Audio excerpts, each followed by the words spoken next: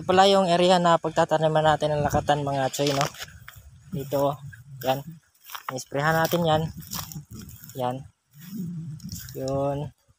Hanggang doon. Isprehan natin yan. Patay na pala. Patay na yung mga damo. Kasi nisprehan natin ng pangpatay ng damo. Yan. May nakauna na dyan tanim dyan, no?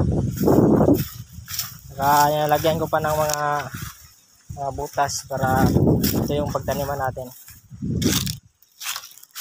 Ay, ito, may isa na ako dito. Ayan na ako isa.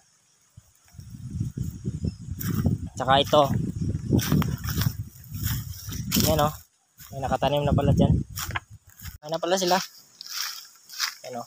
Ito yung area. Ayan, malaki-laki. Ito yung